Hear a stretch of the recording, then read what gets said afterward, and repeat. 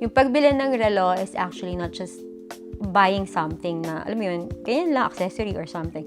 It's buying your timepiece, and in the long run, you get to understand, especially for yung mga bagets na, you know, kung ano yung suot mong watch sometimes is also parang representation of you also when you have meetings, ganyan, and when you're in events, and some people sa mga social gatherings, they look sa mga watches talaga. So, nakikita ko yan kapag may mga events, lalo na international.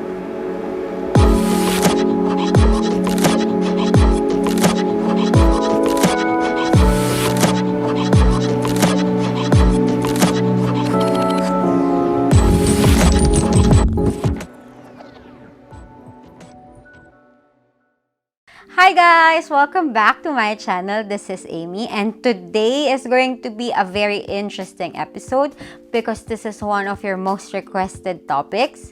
I'm gonna give you at least, this is the best thing I can do for this, a beginner's guide for buying your watches.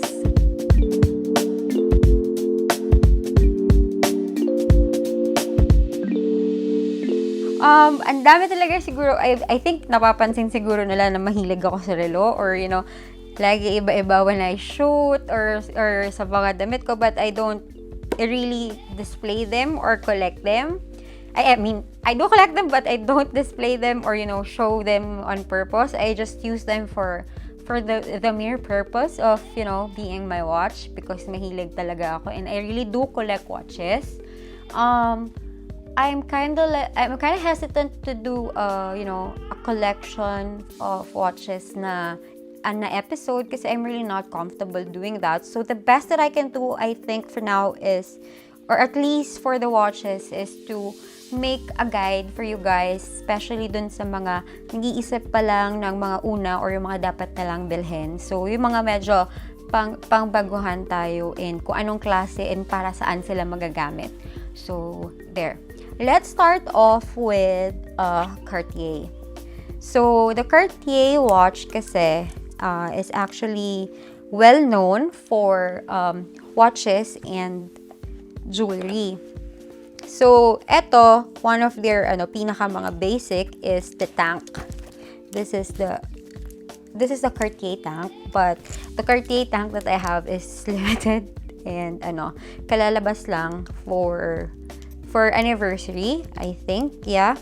Because, you know, if you'd remember, si Princess Diana was spotted so many times wearing Cartier, and this particular model is the one. So, yung mga nag-iisip to start kung ano yung dapat nilang unahing bilhin na hindi ganun kabigat, pero that will last them for a long time, and also at the same time, you know, from casual to nightwear, magagamit nyo. This one, I can definitely recommend this one for you. Kasi it's just right. It's a good starting piece when choosing your watch.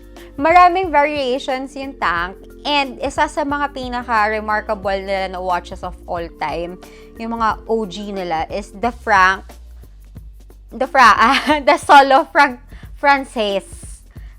It's Francaise, it's pronounced Francaise because it's for women, but if it is intended for a guy, it's called Francaise. Ganon. So, may difference siya. So, yung pronunciation niya differs also kung para kanino, kung kay mademoiselle, or, you know, it's for a guy, for a gentleman. And I don't have the tank Francaise here anymore. So, I also got naman, I think my mama has this also. She has the two-tone. I got me an all steel na Santos.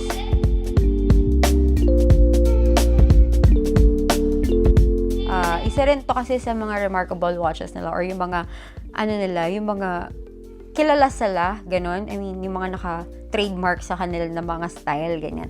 This one is all steel na Santos na mother of pearl dial. This is also a nice piece that can take you from day to night na casual wear or your evening wear. Kahit evening wear nyo talaga, pwede nyo siyang gamitin. Kasi, diba, it's not limited because it's not leather. Kasi yung iba, alangan sila pag nakagown ka and then you're wearing leather, diba? So, at least this one, kapag mas dressy type of events from morning, from your work, and then you're gonna switch, you can use this one. So, this is also a Loveluxe approved na Cartier watch that you can start your collection with. Okay, moving forward, magsasuggest din ako ng mga ibang brands ha, na para kasi I get a lot of questions about what brands should they buy pag kunyari mga 20s pa lang sila or mga bata pa sila, they're still in college pero they already want to have at least a piece or baka hihingin nila na graduation gift, ganyan. So, dito muna tayo sa mga ano. Ito na-feature ko na to sa mga remarkable pieces ko. This is a Montblanc.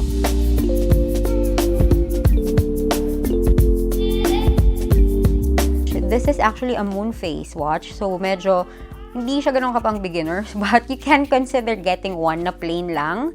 So, hindi mo kailangan nung moon phase niya kasi mas complicated kasi yan eh.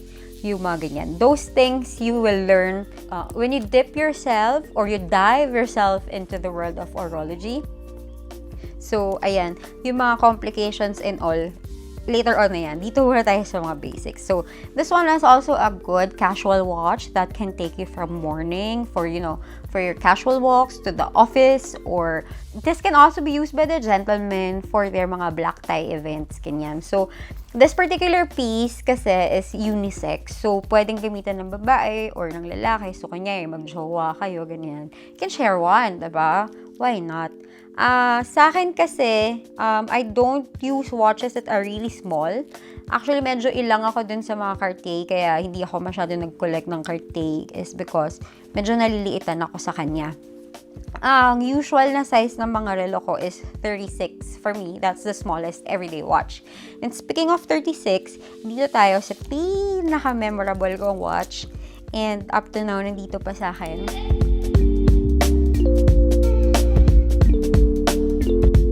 And for me, is also the best first investment piece for me for a watch nung nagkapera na ako.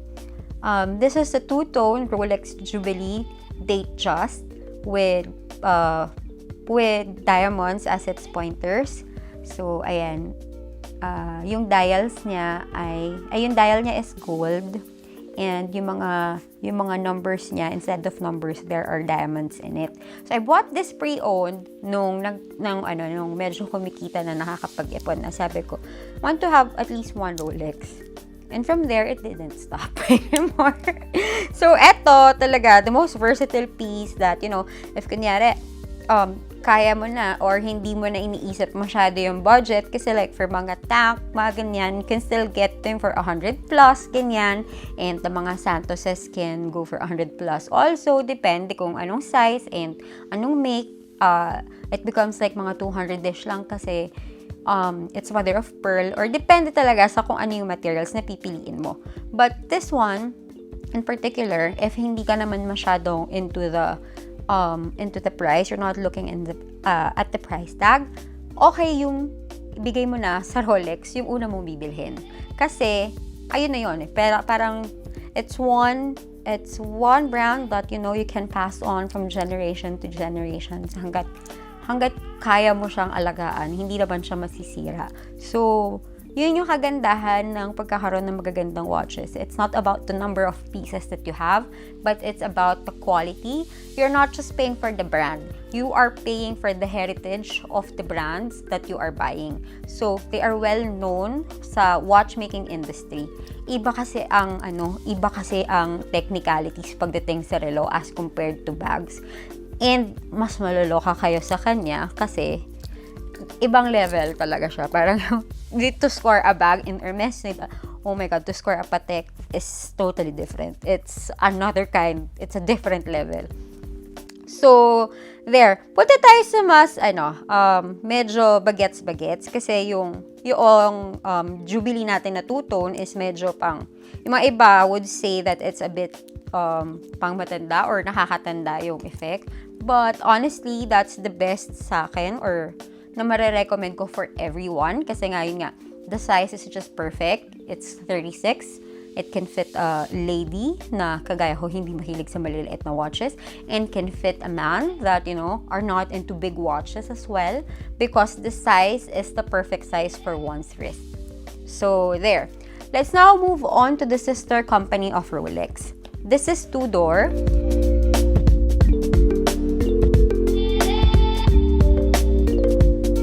This is the Black Bay line. Ito yung pinaka-sikat na line ng Tudor, yung Black Bay. But they have a lot of variations na ginawa because nga sobrang nag-hit siya. Parang yung sa Submariner or sa GMT ng Rolex, diba?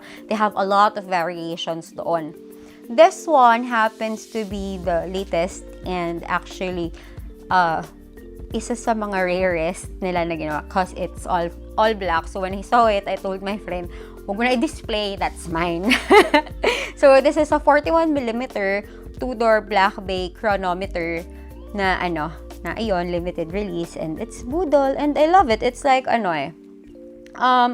really do love watches. This is 41. I think yung pinakamalaki kong watch is either 41 or a 42. But a 41 talaga is nice na for me. Kasi 43, a panerai is really big on my wrist. It's gonna look like a wall clock on my wrist already. So I don't keep panerais. So this one, the only reason why I bought it is because, you know, it's the OG of Tudor, and Tudor is the sister company talaga ng Rolex. So expect the same level of quality when you buy Tudor. It's just that ginawa nila na mas affordable line. But, you know, depende din sa klase and kung gaano ka-rare, nagtataas yung presyo niya. So, there. This one, I recommend for those na medyo mga sporty and more casual. But, if a guy is gonna wear this, it's not too bad if you wear it all day, even to the night events, because it's all black. Diba? But, for the ladies, I wouldn't recommend using this for yung mga tawag dito sa mga events natin because, you know, it's not formal for that. Okay. You can also opt for, eto rin is also date just na stainless steel naman. This is a very sought after piece. It's blue face and it has Roman dials.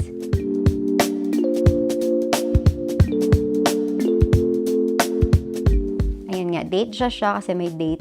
Tapos yun, the Jubilee, the distinct Jubilee, but this is all steel. And this is a trivia.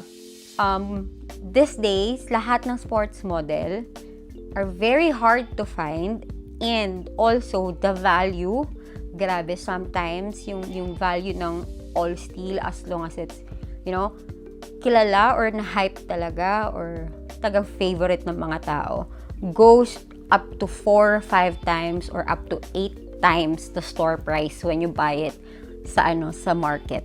So ganun ka okay. For me, investment pieces yung mga relo because yun nga, I'm in that market and I know the market. I can play with that. It's not as if I'm doing I'm not delving myself into something na hindi ko alam. So kumbaga parang nagsistick ako dun sa alam ko na kaya ko investan, and in the future papasok sa mga bata, alam mo yun, magagamit din nila.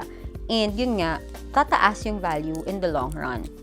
So, you can consider this either you want to wear this for casual wear, day to night. Karamihan ng mga pinapakita ko are day to night pieces. I'm just gonna show the last two that are for special events that you can save for the special events and for the ladies only.